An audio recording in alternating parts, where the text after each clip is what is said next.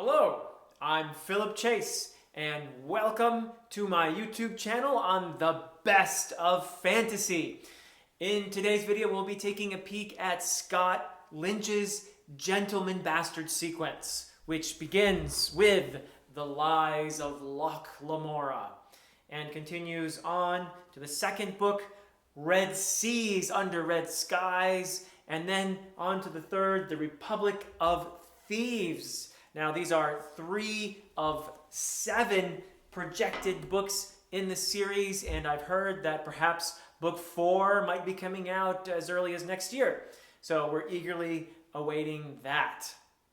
In the Gentleman Bastard sequence, we follow along the adventures of the Gentleman Bastards, most especially Locke Lamora, who inherited leadership of the gang of thieves from their mentor, Chains.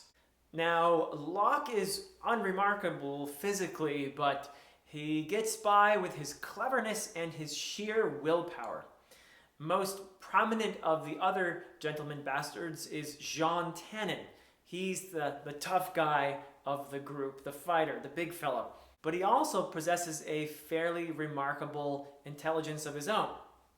Now, these fellows are thieves and con men and rogues, but they are lovable, and they even have a conscience. In fact, something of a social mission which they inherited from Chains.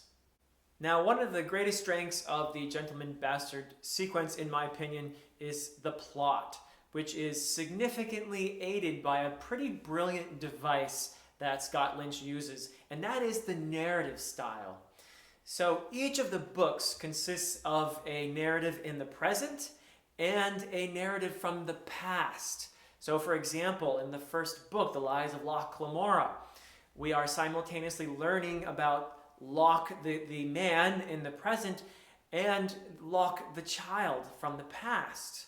Now this is particularly brilliant because there are thematic resonances between the past story and the present story. And it also adds layers and depth to the characters, giving us insights into what makes the man of the present tick due to his past history.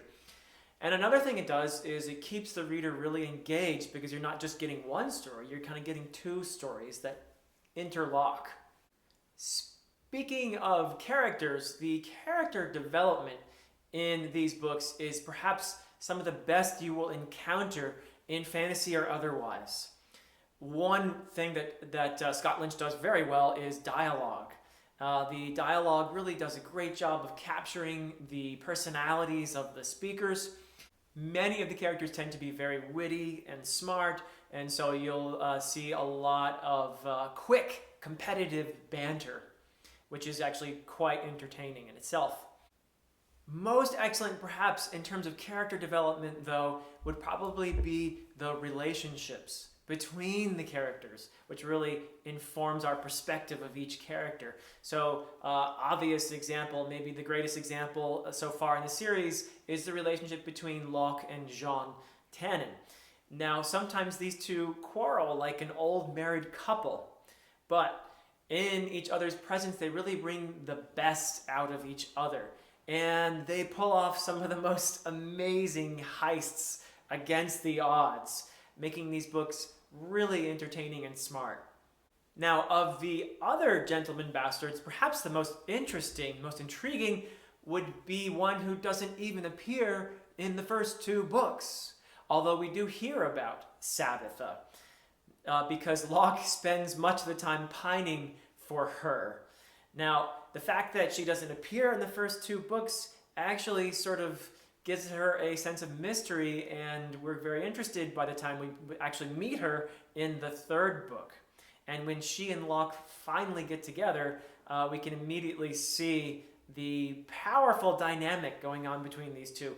I'm not really sure if they're more lovers or rivals, but in any case, there are a lot of fireworks between the two, as well as a fair amount of tenderness, making for a really dynamic, fun, and sometimes painful relationship to read about. Interestingly, perhaps these two are afraid to be intimate because of the horrors that they went through in their youth, which we learn about in the flashback portions of the really all three books. Now, the setting of the books is something else that is really well realized. There's some good world building going on in these books. Perhaps it most closely resembles Italian Renaissance city-states, independent rivals of one another. And the city that Locke and Jean and Sabbatha come from is Camor, which perhaps most closely resembles Venice.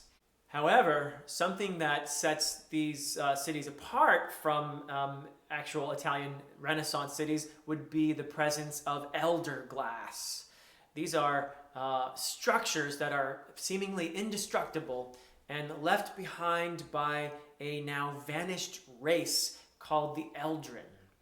The elder glass has some magical properties that are not quite clearly understood by the characters in the story, and certainly not by the readers just yet, but I have a feeling that the elder glass might play an important role at some point later in the 7 books. And the current inhabitants of these cities also have their own history. Once upon a time, all these city-states were part of one empire that had a cataclysmic collapse due to the influence of a certain group of mages, magic users. The Bons Magi are a group that now occupy the city of Carthage, and these magic users are extremely powerful. They act as kind of puppeteers who manipulate characters. They are also available for hire, and so they are somewhat like very powerful mercenaries who are always sort of doing something sinister behind the scenes, and they have their own factions as well, which is probably good for the rest of the city-states, because if they didn't have their factions, they probably would take over. And perhaps interestingly, Locke Lamora appears to have some kind of mysterious connection with the Bons Magi as well, and that is something that is emerging as the series goes on, so that's something to look out for. So, to sum it up, Scott Lynch's The Gentleman Bastard sequence is certainly among the best of fantasy due to the brilliance of the character development and also the cleverness of the plots, which consist of the narrative in the present and the narrative in the past. Really well done, very hard to pull off well, so absolutely brilliant job by Scott Lynch. In my next video, I'll be doing something a little bit different. I'll be taking a look at some of the books that I think are wonderful introductions to fantasy for a younger audience. Now, these books are also very much readable for older readers as well. So I hope you will join me for that video, and if you enjoy this kind of content, please do like and subscribe.